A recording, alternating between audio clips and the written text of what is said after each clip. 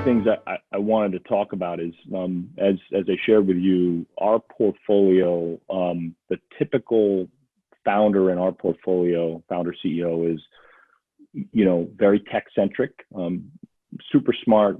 As you know, we focus on the Southeast Asian market, and we're bringing more and more companies to the U.S. And so I wanted to talk a little bit early on, maybe through some examples, about sort of how to think about the early stage go-to-market motion and how to think about positioning the technology from a sales perspective in an early stage company for a technical founder who may not have a lot of commercial experience.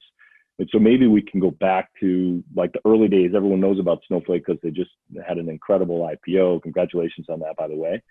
Thank you. Maybe we can go back to the early days. Like, what was it like in the early days of Snowflake when they had an idea and they were productizing that idea?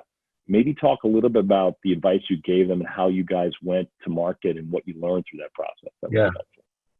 Well, first of all the companies that in the U.S. that I've dealt with are really kind of the same. Sounds like the same as the ones that you guys are helping to advise, and they're all founded by technology people that are well versed in their discipline, but really don't know anything about sales or go to market.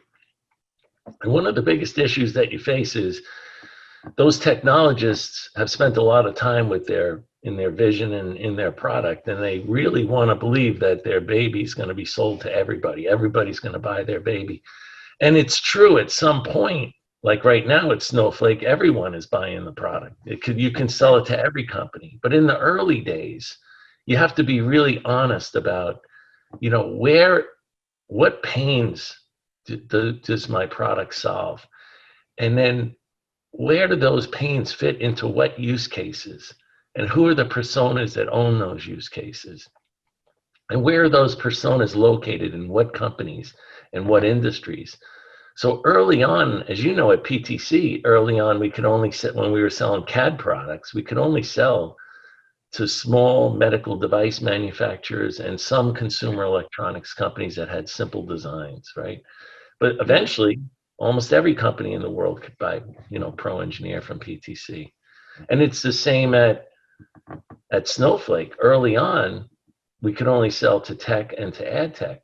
Now everybody can buy the product, but we have to be really smart, because if you start to believe that everyone's going to buy your product right out of the gate, you're going to waste a lot of time and effort. You're going to burn a lot of money, and you're really not going to be successful. And the world's full of technology companies that had great products, but really had a really poor go-to-market. It wasn't focused, and then, they're not around.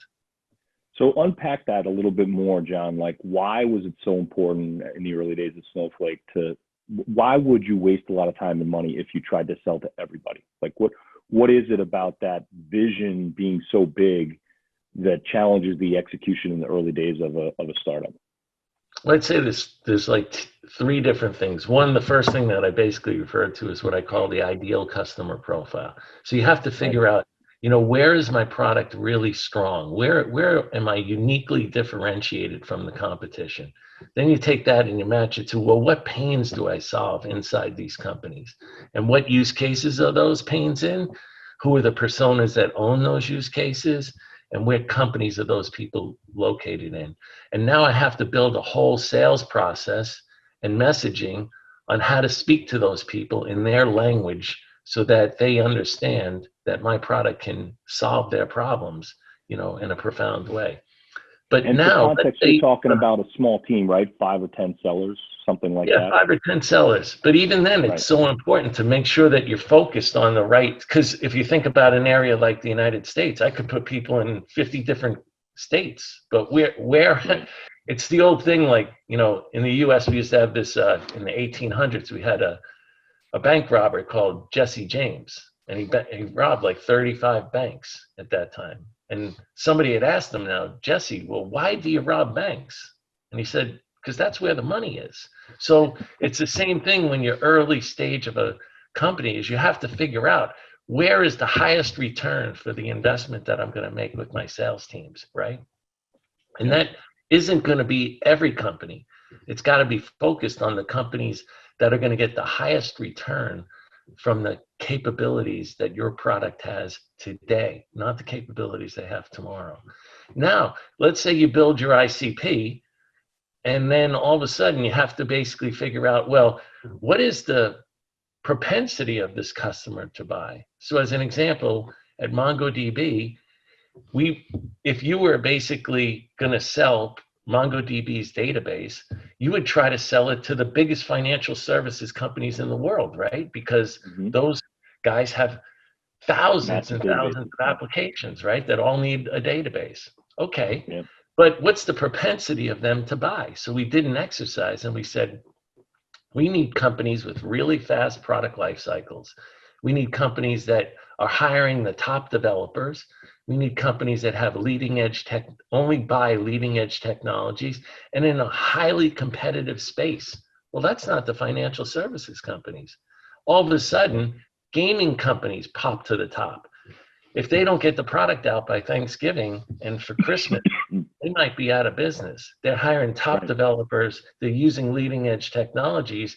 And then we started focusing our salespeople on that. And instead of banging their heads against these big Morgan Stanleys and Goldman Sachs that could take years to sell to and maybe only come out with maybe $1 million, we were going into the gaming companies and coming out with $5 and $6 million within a couple months, right?